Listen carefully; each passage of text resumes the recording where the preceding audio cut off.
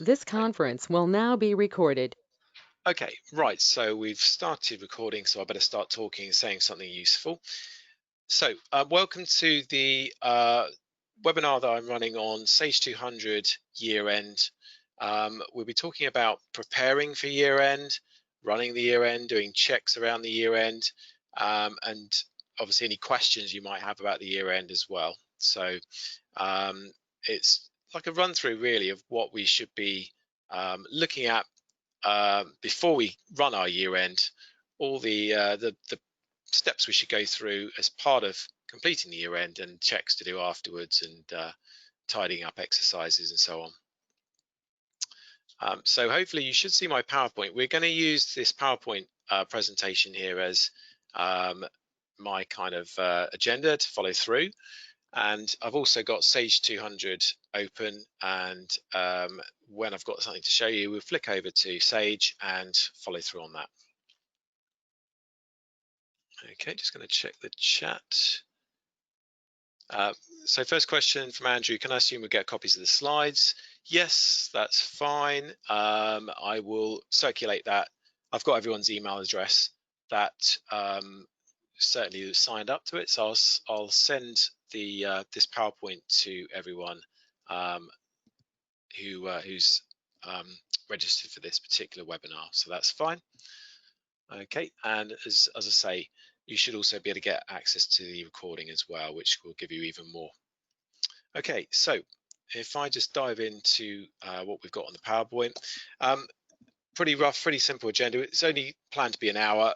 I do sometimes waffle on, so you never know, it might take a little bit longer, but I try and keep to the point.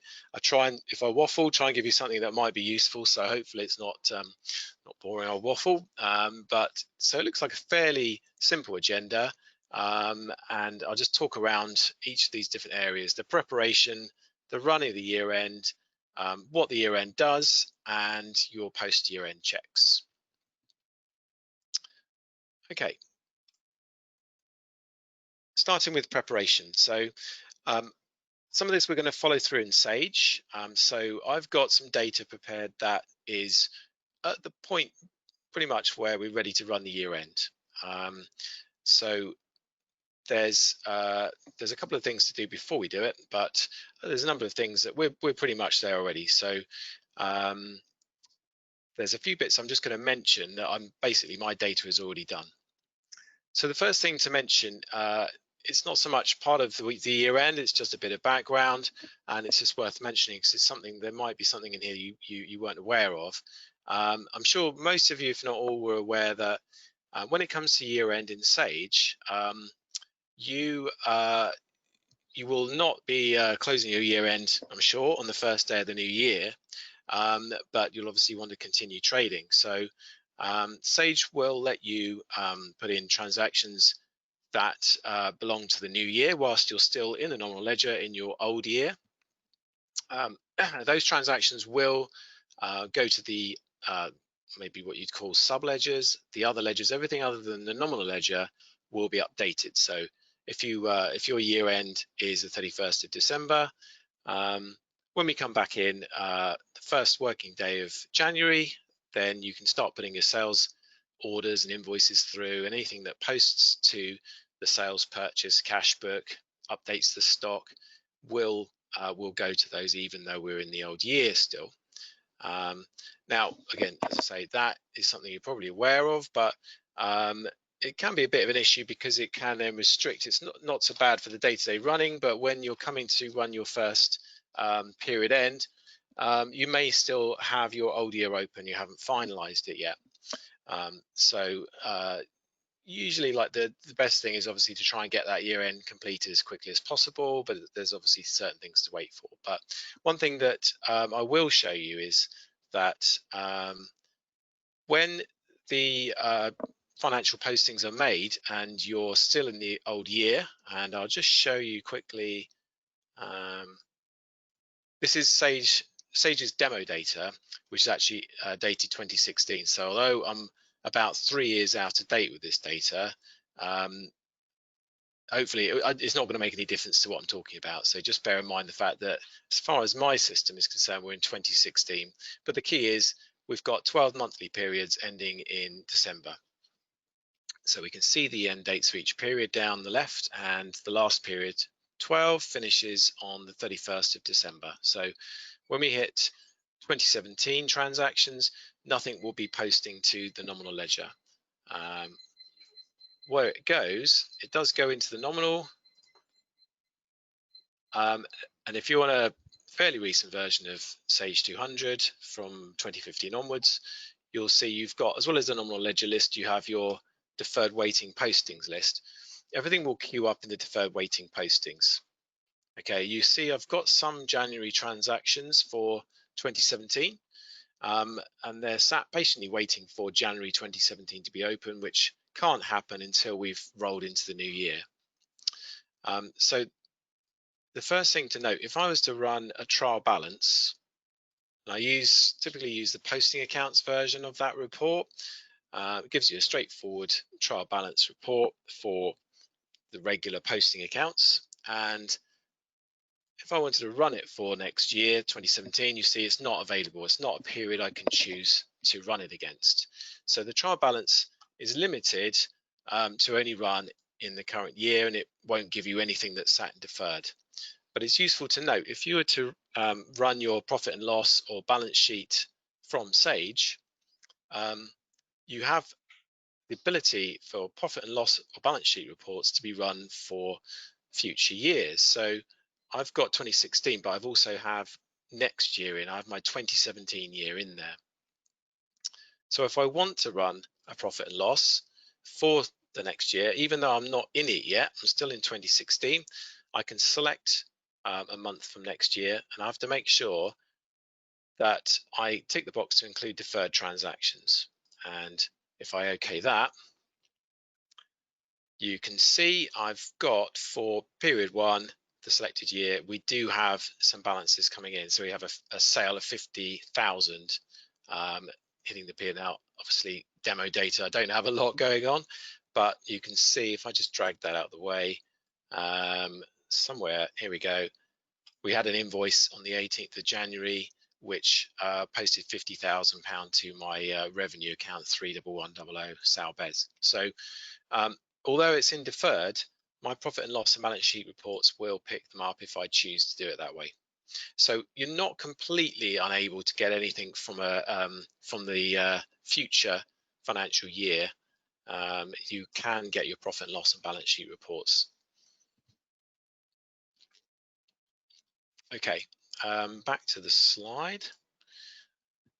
Okay, so in terms of preparing for your new year, a lot of this will go without saying. Post any outstanding transactions for the year being closed. So obviously, if we want to include all of our current year postings, the nominal, and so on into the existing year, we have to make sure that before we year end, we make sure through all the departments that everybody's processed everything. You know, all your dispatches have been invoiced, and those invoices have been posted, and so on.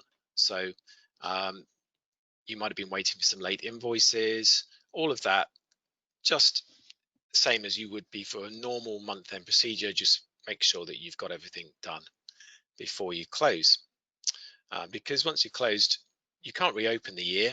There is a facility to still post prior year journals, but obviously you want to keep that to a minimum, because all it is a journal, really. It's not going to affect any other area of Sage. Then you would complete your period end procedure for all periods. You do it as normal. So when you get into your 12th period, you would just do the period end as you would normally inside and outside of Sage. As you would close your period 12. And having said that, if we go back to my counting periods here, what I've done is I've closed period 12. I've got commercials and financials and manufacturing, so I might have the odd extra column than some of you guys, but same sort of principle is I've closed everything along that bottom row other than nominal adjustments. So you would typically, I'm expecting you would keep your nominal adjustments open for the last period, because you've got your own adjustments to do, or as I've got noted on the PowerPoint here, you might have any adjustments that need to be posted that have come from your accountants. So there's going to be scope for doing those final adjustments before you do the year end. And obviously you get to a point where you run the year end and anything else can still be done via a prior year journal, but you want to try and keep that to a minimum. Now the next step I've done before I close the periods, the last period down for the nominal ledger, you run verified data or balanced ledgers as it used to be called on the menu, just to make sure that the nominal ledger, the data integrity is there, that it does a few checks against the nominal ledger accounts, checking the balance adds up to the sum of all the different actual movements for every month, checking that the trial balance balances, and then rectifying anything that it finds there's a discrepancy for, and it does that on an account by account basis. So Terry's asked, how do you do it? Which I will show you now. So I'm just going to close down that screen. Now, hopefully you guys have got the permissions basically to be able to do these, because obviously everyone's got different permissions dictated by Sage. I'm going to show you where it is, and I would assume that you guys are in a position where you've got access to pretty much all the system anyway. If you go into the accounting system manager, in system utilities, there you see there's an option, a group called verify data, and either you run it against the financials ledgers or commercials, which is commercials would be stock, sales orders, purchase orders. Financials are nominal, cash book, sales ledger, purchase ledger. So we want the financials option. Okay, and within there you choose which particular module you want to run it for. And now I'm really talking about year end, which is basically a nominal function. So it's the nominal ledger I'm interested in, and that's the one I'm going to verify. By choosing nominal, you can see that everything's grayed out. So the other options, sales and purchase, you could run it as a report only and do it one account at a time. But with the nominal, the only way is just to hit the button and it will just go through everything. And if it finds any problems, it will automatically correct them for you. Okay, so let's run it. I've run this recently, so I know it shouldn't take more than a few seconds. I'd hate to think we sat here for 15 minutes watching this go, but I'm pretty confident. I've been caught out by these sort of things before, but I'm pretty confident, good, that we're okay, and made sure that there wasn't going to be any errors. So the reason why I needed that nominal period open, it won't let me run this unless I've got a period open, because if it does find your nominal ledger is out of balance, then it's automatically going to post a balancing entry to rebalance the nominal ledger for the period. And if the period if there's no periods open at all, then it doesn't have anywhere to post it to. So that's why I've left at this point, I left that last period open for the nominal ledger, because then any adjustments that come out of this can be posted there. And if I didn't have that, it would warn me before I've even run that option. Okay, so it's good just to make sure, because before you run the year end, you want to make sure that your nominal ledger balances, basic fundamental things like that. It should be part of your month-end procedure really anyway to run that check. So hopefully you guys are regular users of that screen across the board for all the different modules to pick up any discrepancies, and hopefully it's pretty minimal the amount of discrepancies you'll find. I find tends to be Sage is fairly stable in that regard, but certainly still worth running regularly. Okay, so I've run verified data. Now that's gone through, I can close all the accounting periods. So if I go back to in the accounting system manager, the maintain accounting periods screen, and I can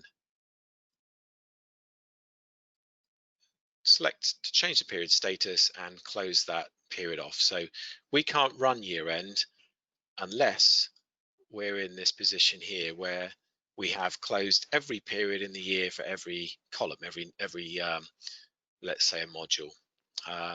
So until we've got to this point, then we can't run the year end at all. Now I've got that, then it will let me do it, but we still want to do some checks and make sure that we're happy to do the year end. There's a few bits to do first.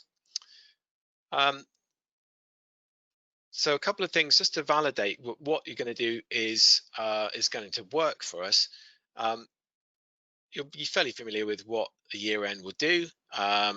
So you'll understand the impact of if you've got an account that's set wrongly, either it's P&L, it should be balance sheet, or vice versa, then the way that the year end will treat that account will be different to what it should be doing. So it's important to make sure that all the accounts are set correctly, either as a profit and loss or balance sheet account. And it's fairly straightforward to do. Again, I can just go to the nominal ledger. If I look at my nominal list, you can sort them just looking down, as long as you have your report type column added to the list. And if it's not, just right click on the list, go to columns, and report type is available there. You can see it's ticked because it's already on there.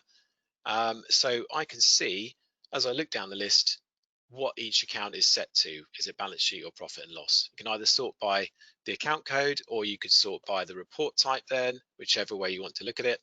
Or you can make life even easier for yourself and on my quick search, for those of us on the version 2015 or later, I think most of us will be by now, I can just type in balance sheet and then it filters the list for only the balance sheet accounts, and then I can just more easily pick out anything that looks like it doesn't belong in that list. Usually I'd expect that you guys have a range of accounts for balance sheet and another range for profit and loss. So looking down the numbers, you might easily be able to see something that doesn't fit within those ranges. And you can do the same thing for profit and loss. So yeah, the main thing is whichever way you want to do it, you can check through, just make sure that any accounts perhaps that have been added in the year are definitely right, because you can kind of get away with it perhaps during the year, but it's at year end that's going to make a big difference. Also, if you get your profit and loss and balance sheet reports from Sage rather than, say, a trial balance going into Excel and producing it in there, it's also worth making sure before we produce our final balance sheet and profit and loss for the year that they're correct, they're set up correctly. So if you do a profit and loss or balance sheet from Sage, looking in the nominal ledger, in the utilities area, we go into ledger setup, then you'll see there's an option in there for financial statement layouts. Okay, and this is where our profit and loss and balance sheet layouts are set up. You might have one of each, or you might have more than one of each, like I do here.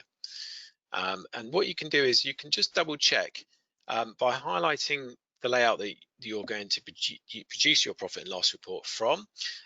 You can highlight it and hit the validate option here, and it will just check through all the categories that are in that particular layout and just make you aware of, is expecting that every profit and loss category that is set up and has an account using it will be in this statement once and only once. So it will list you anything that's an exception to that. So any profit and loss report category that either isn't in this layout or has been used more than once. And you can see this one is come up with the category that we use for the suspense account, and saying that it's not been used. 0 times used means that that's not actually been incorporated into this particular layout. Now, it's up to you then to interpret whether that's fine or not. In this case, I'd say that's fine, because come year end, my suspense account should be at 0 anyway. And as long as that's the only account in that category, then I can afford for that particular category not to be on this layout. So that's fine by me.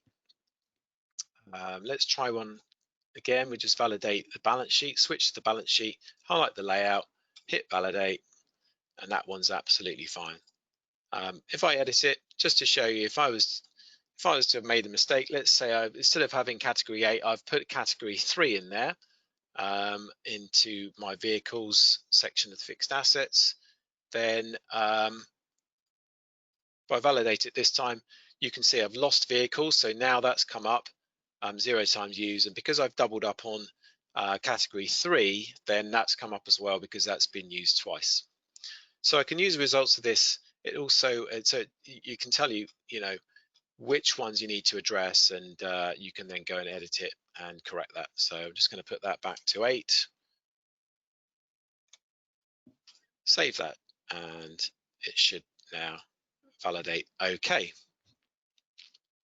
good. So I'm confident that fundamentally my nominal accounts are set up correctly, and the balance sheet and profit and loss layouts are set up correctly as well. So it means that my statements should come out um, without any issues of integrity, anything missing off of it or anything in the wrong place, and the year end won't do anything strange to any of my account balances.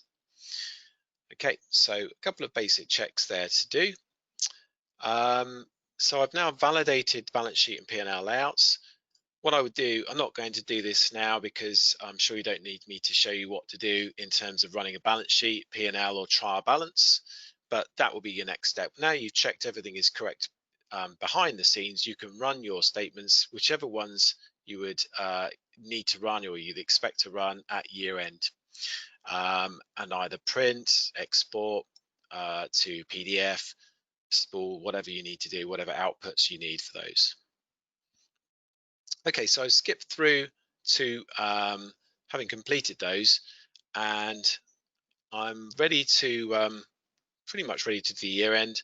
I just need to check what are my periods for next year.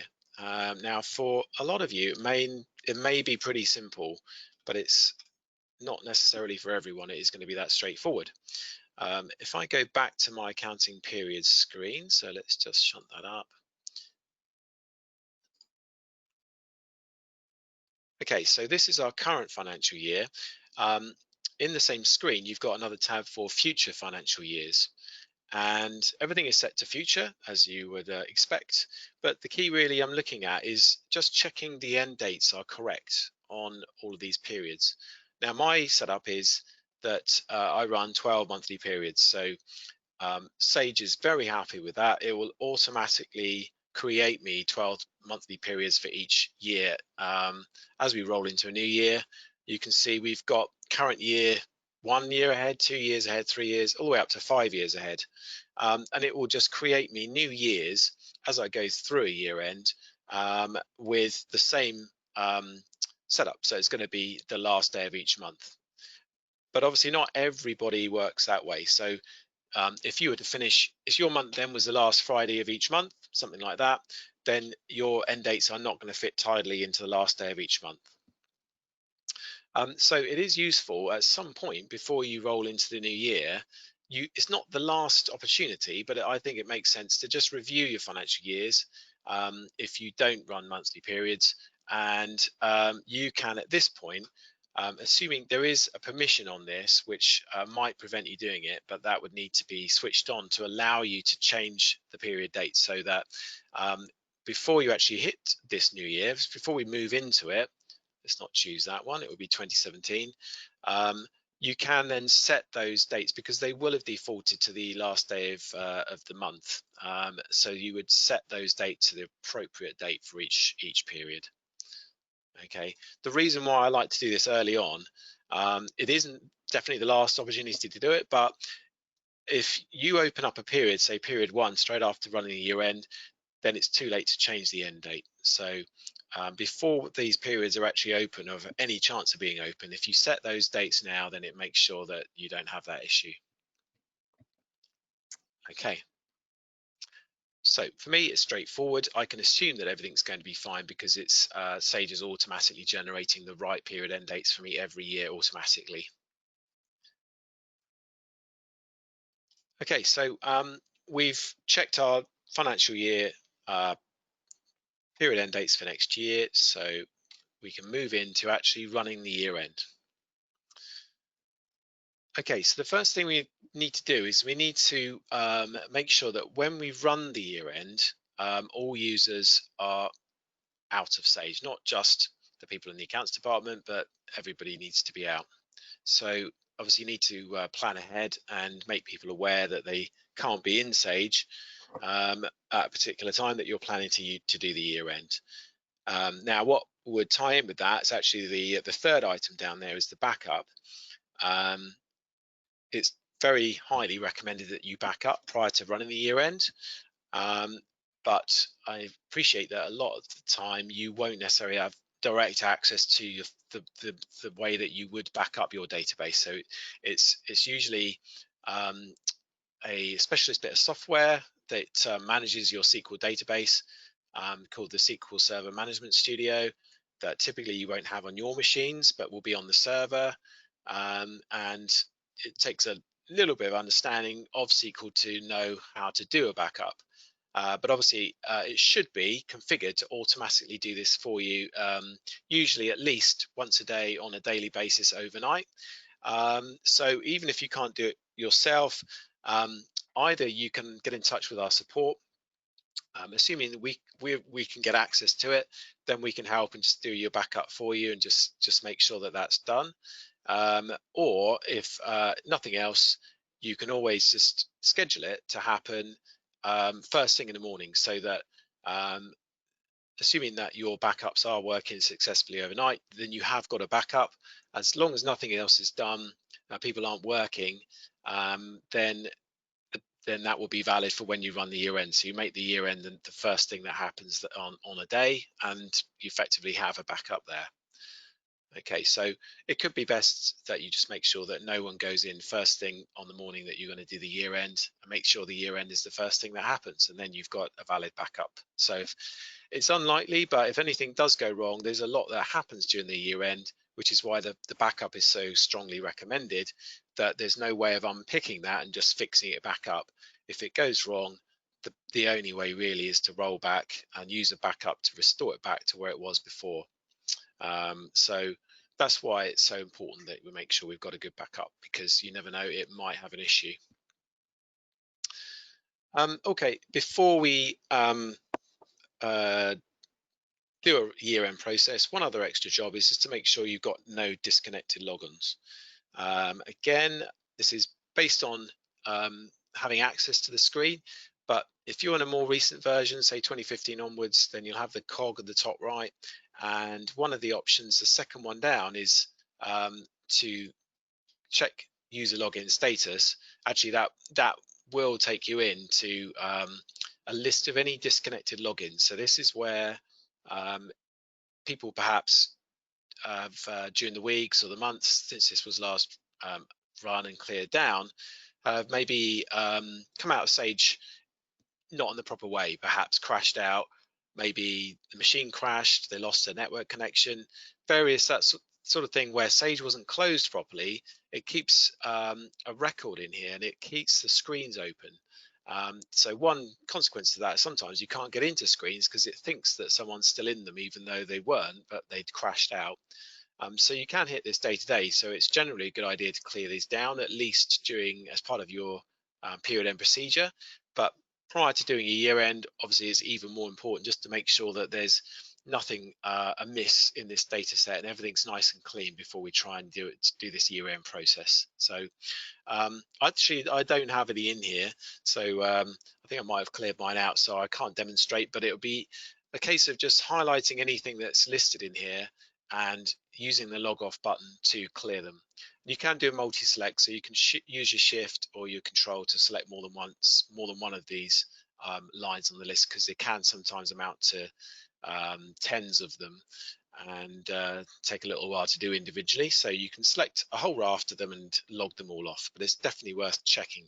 Whilst you're in there as well, you can check to make sure that everyone is out of Sage. So where we want to log people off, they aren't necessarily that disobedient or patient, and they may not do it, or they may not do it for more than a couple of minutes. So again, just before you're about to run the year end, it's worth just making sure that people are out of Sage. Okay, so I can see it's just me that's in, because in the last activity column, I'm the only one that's got any entry in there. So that's the way you can tell. And you can also see that there's a difference between logged on and logged off, but I think it's easier just to look at that date and time to see if there's any last activity. Okay, so I'll close that because it all looks good to me. Okay, so backup. Now, I've got the ability to back up, so I will do a backup just to demonstrate, but I'm not expecting this is necessarily something that you guys will be doing yourself. So I will just do a quick backup. First, I have to get into this bit of software, and it has separate permissions to do that. And then I have to identify the actual database to back up, the one that is your live data, not a test company or anything else. And I'm just going to do a quick backup.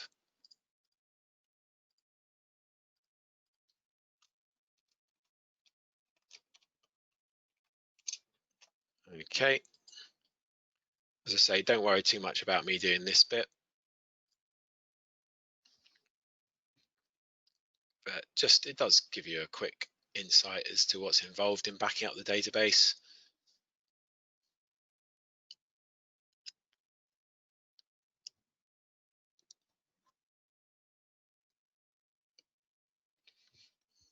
Don't forget, if you have any questions, then feel free to put them on the chat, and it means you don't have to listen to me talking quite so much. I can actually get your involvement too. So if there's anything you want to ask as we go through, don't forget, you can just put it on the chat. Okay, so that's the backup complete. That completed successfully, so we can say, right, everyone's out of Sage, we've done our backup, we're ready for our year-end process.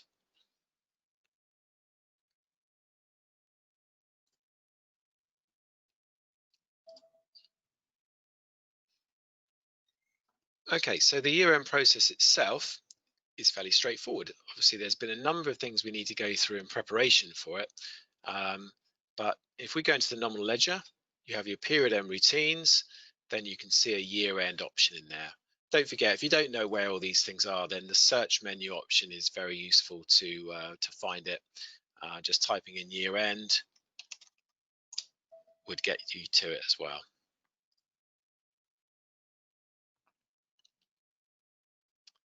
Okay, so the year-end screen.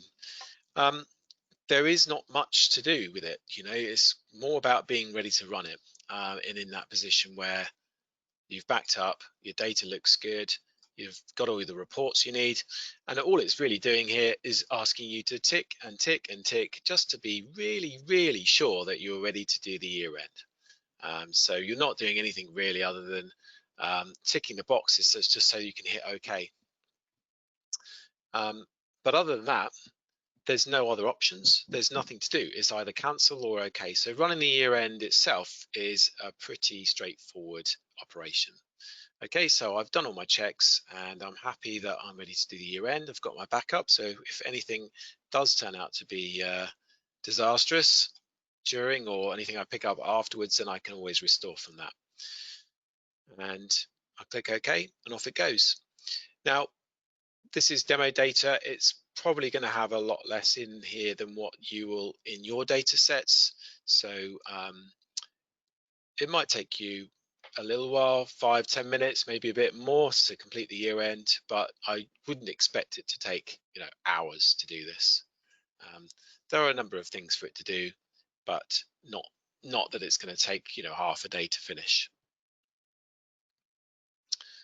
Okay, mine was particularly fast, so that was pretty good.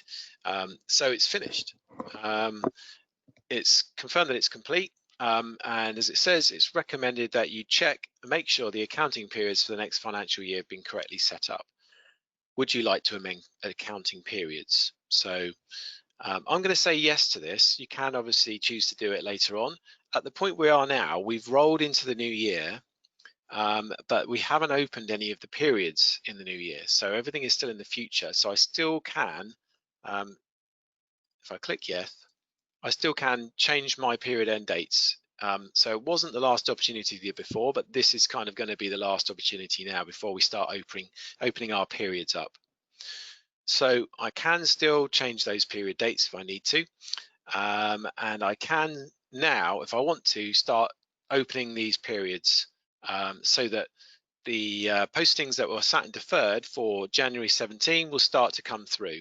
Either they'll get moved into the waiting postings list, so they still won't hit the nominal if your setting dictates that's what it should do, or if you've got your setting the other way where postings automatically hit the nominal, then as soon as you open this period, anything that is now in an open period will be automatically posted to the relevant nominal accounts. Now, I'm not going to do it just yet because I don't want anything to post just yet. So just for the minute, I'm going to close that.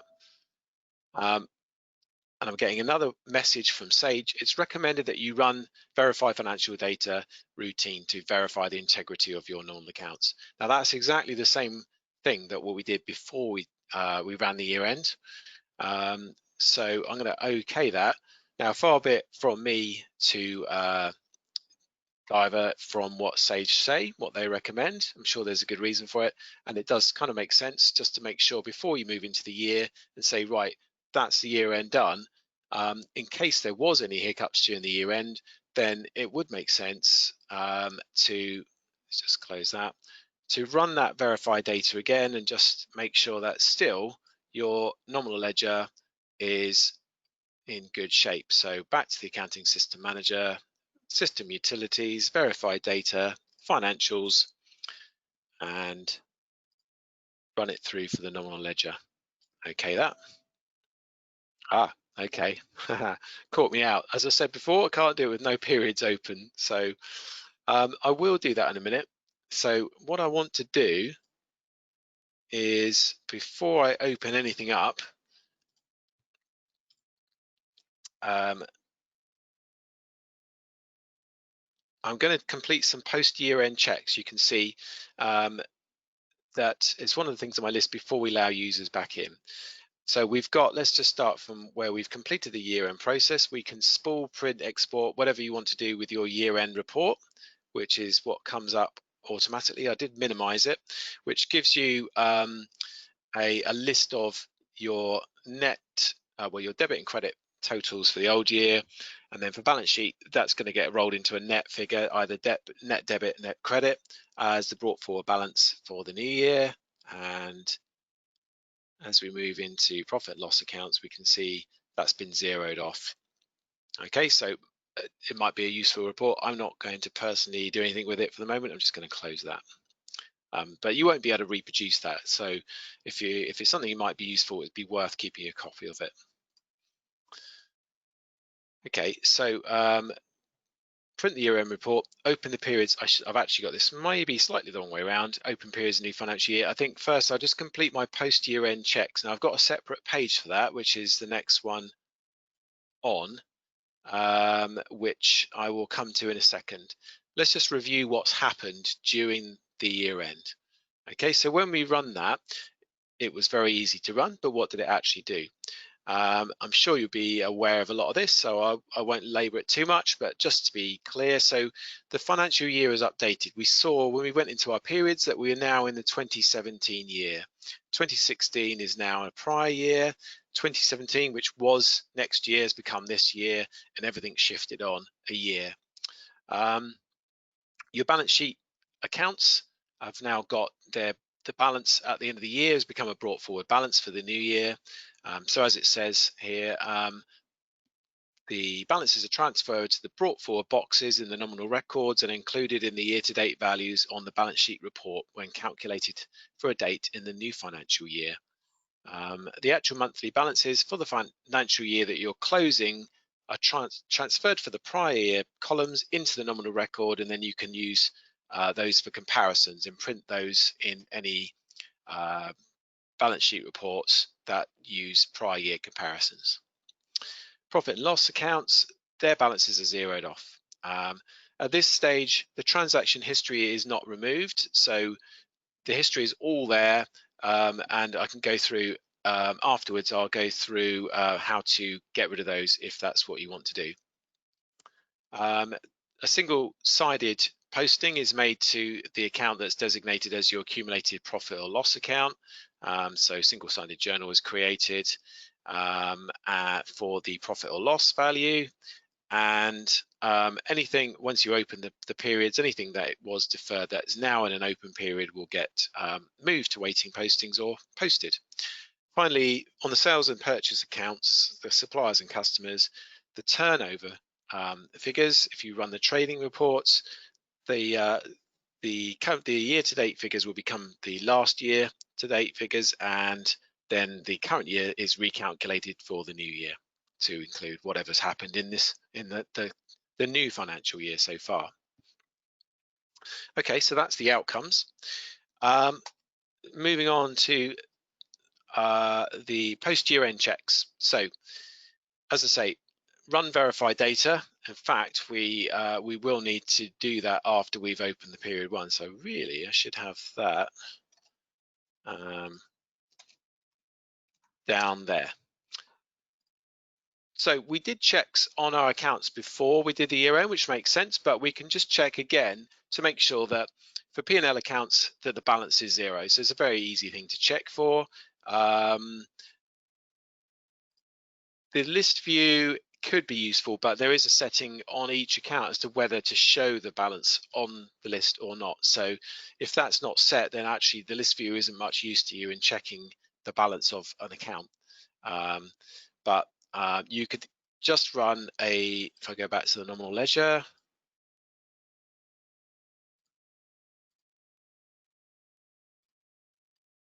you could just run a trial balance report, and now we can see it's defaulting to January 2017, and check what's on here. So we should only find balance sheet accounts on this list, because anything that doesn't have any movement or any balance would not show up on the trial balance. So that'll be a fairly simple check just to make sure that we haven't got any P&L accounts with a balance on there. Back to my list. What you can also do is run a trial balance, as I've just done actually, and balance sheet to produce a brought forward statement.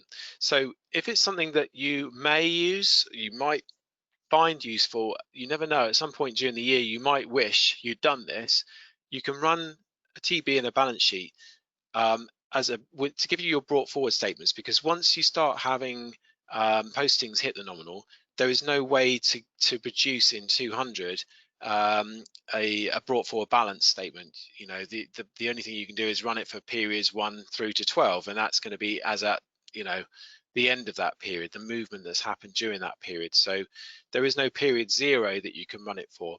So it is something that I would say, if you think it might be useful, and sometimes you never know if it will be, it's, you know, for the sake of a couple of extra minutes, it could be worth just running and keeping a copy of your trial balance and your balance sheet before anything has hit into the new year. So as in before we've opened any periods. Okay, which is why I was kind of holding off on opening any periods, because then I could say, well, now we're going to just run our TB and our balance sheet before we do anything else. But now we can then open up our periods for the new year. So as it says, we can check those, and we'll need to open those periods before we can run that verify data. So I'm going to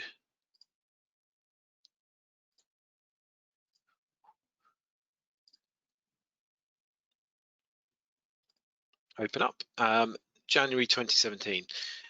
In the more recent versions, I'm on the 2020 release. I can use this option to just open all, so just saves me individually opening each column on that line. I could just open all, and it will do it for me.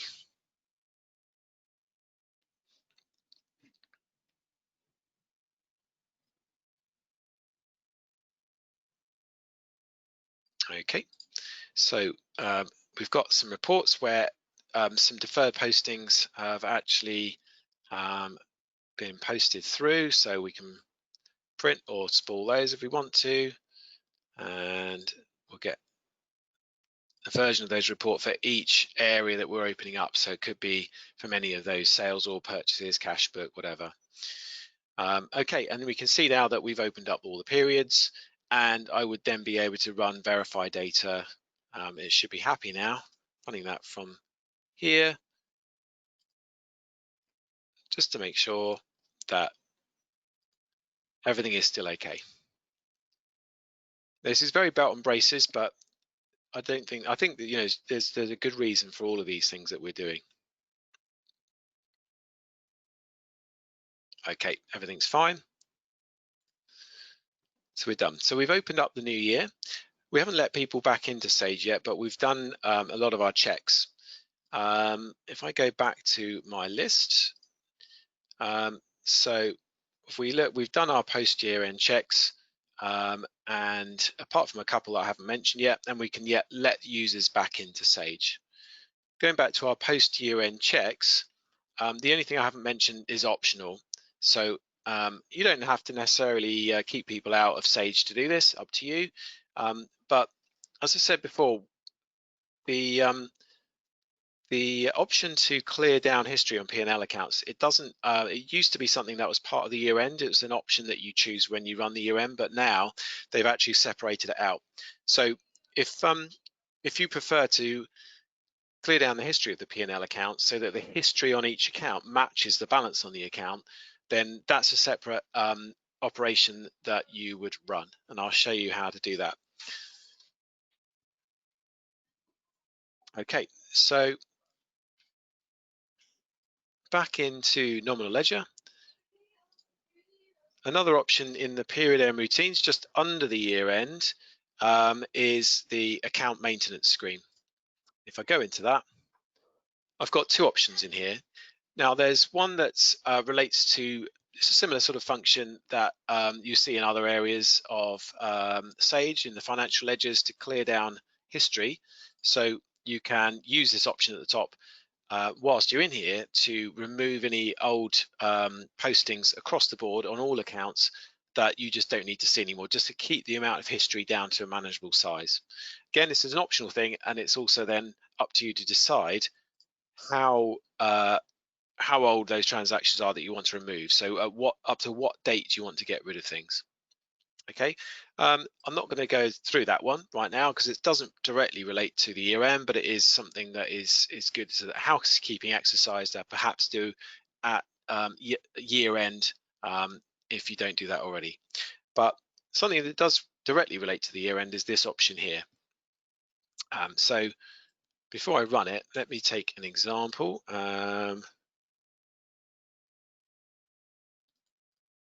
If I look at account 31100, that's one of my key revenue accounts on the P&L for the sales.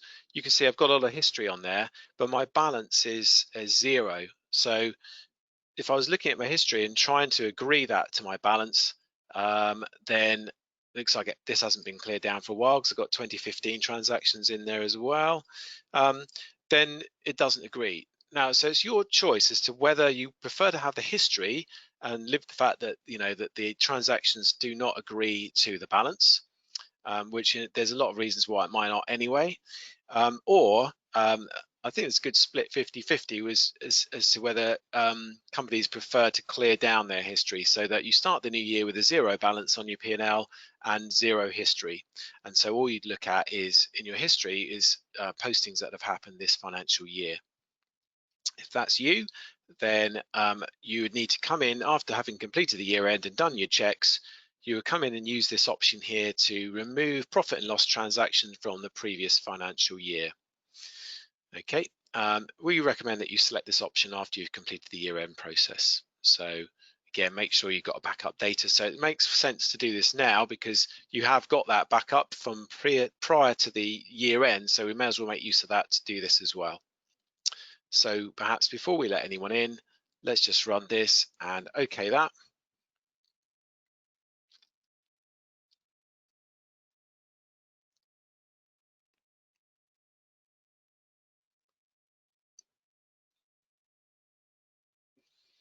Now, I'm kind of hoping this doesn't take too long. I don't think it should, but we will see.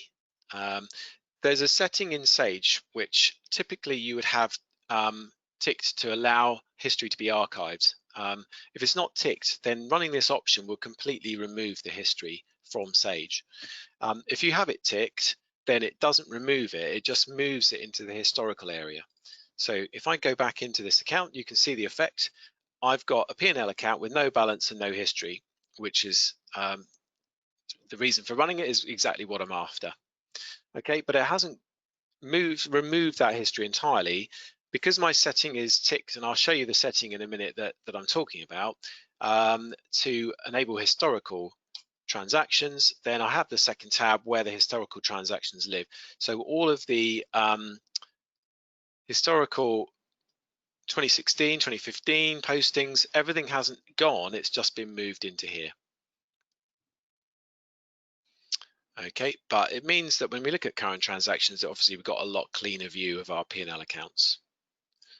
Okay, I'll close that. Just to show you, if we go into utilities, ledger settings, or if you can't get into the screen, you've got the view ledger settings option.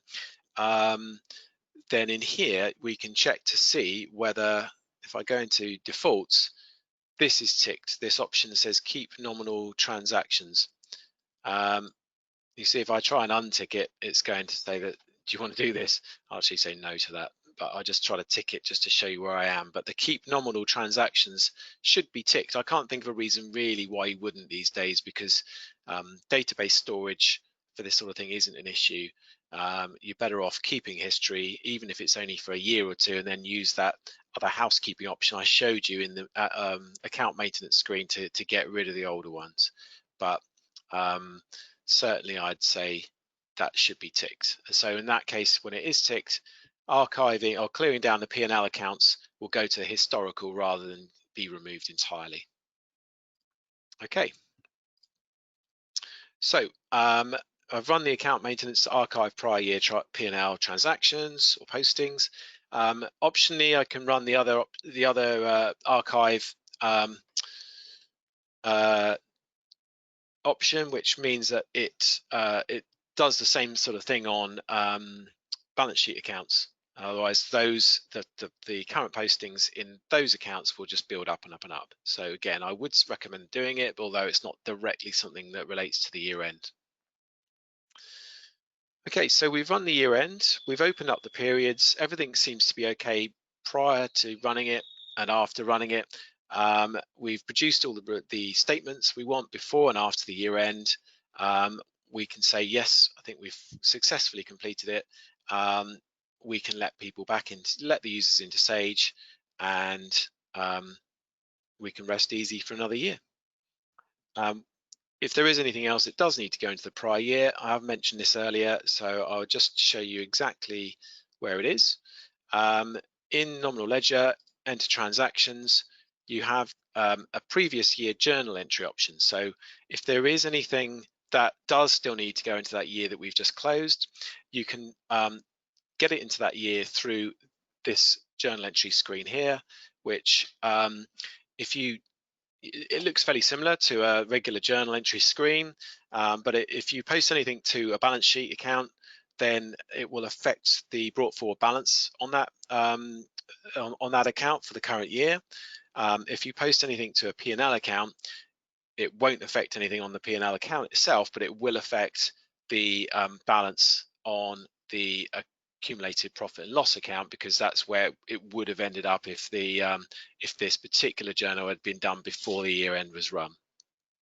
So you can do a previous year journal entry. It can obviously then affect the balance sheet and the P&L figures that you've already printed off. So you can then choose to come in here, and you do have prior year profit and loss, prior year balance sheet, and a couple of different prior year trial balance reports. So you can reproduce those having already done the year end.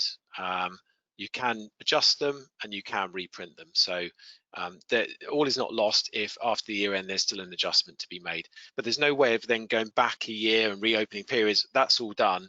The only way to adjust something that is then in a closed financial year is to go through that prior year or previous year journal entry screen. Okay, I think I'm at the end of my slides. Other than any questions? Now I could try unmuting for anyone who's got a question they want to tell me, or if you don't have a microphone or you prefer, we can do it through chat as well. So let's see, I've unmuted anyone. If you want to unmute yourself, you can do and ask me any questions or put it on the chat, and I'm happy to answer anything you've got.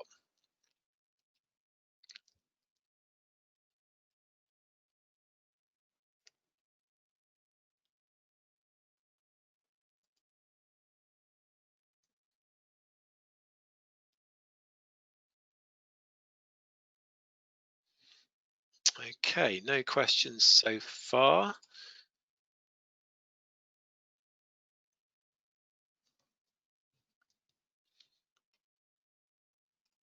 Okay, so no questions so far.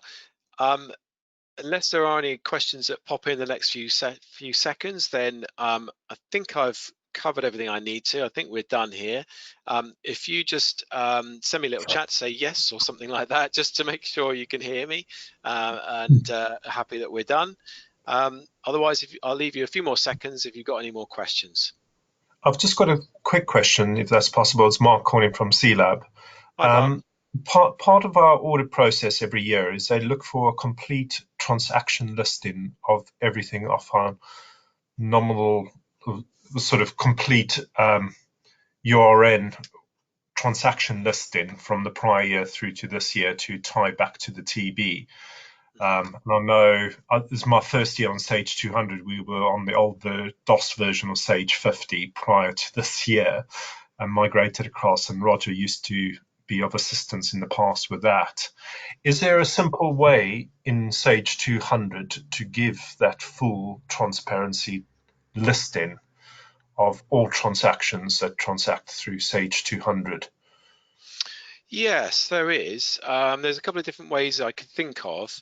You can, if you look in the nominal ledger like we are here, firstly, it does depend on, obviously, one of the options I was just talking about is whether you clear down your profit and loss transaction history. So anything that's in current, that will be, that list is a full list of anything that is in the current history of every nominal account. Which obviously you could send that to Excel if you want to do it outside of Excel, or there's report versions of this as well. But you know, but obviously balance sheet accounts could be made up of several years worth of transactions. So agreeing a balance sheet account going that far back would depend on how much history you've actually got. If it's not in current, then it may well be in the historical area. So if I look at, there isn't a list for that, but if I look at the report section in the accounts analysis, the report version, you've got the current transaction listing and the historical transaction listing. So one way would be to print those off, and obviously you could put them together to make one big report for everything. If it happens to be that, you know, the information is split between current and historical. Okay. So that's one. There are other ones around. Just find it. Unique reference report, similar sort of thing. Again, there's a current historical version of that. Or I'm just trying to think if there's an audit trail report. The audit trail captures everything that goes through to the nominal as well. So you've got, let's see, I'm not sure if there's a report version of it, but let's have a quick look. Yeah, I think probably those two are the reports and the nominal might be your best bet in terms of standard reports that you can get from Sage. Do you want me to show you one just so you can see whether? No, that's fine. I can play around with that. That's fine. Yeah. Thank you. Okay. Does anyone else have a question?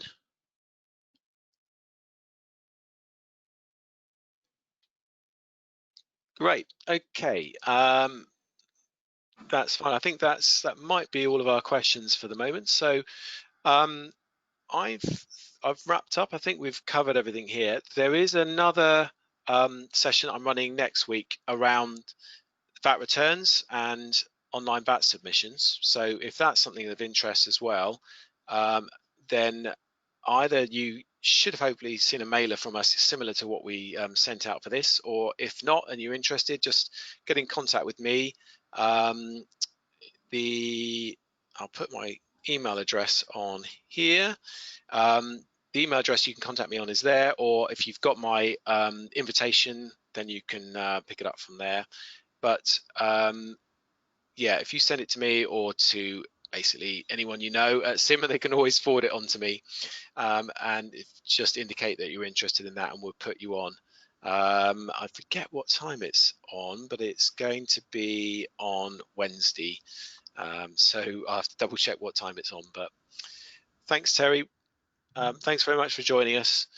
Yeah, so if there's anything else, as I say, this is going to be, I'm just going to stop the recording now, and this is going to be available on our website as well. So if you need to refresh yourself of anything, then you keep an eye out for that. And if you miss it or you need some help in finding it, then again, just get in touch with me, and I'll shortly send out this PowerPoint to everyone who signed up as well.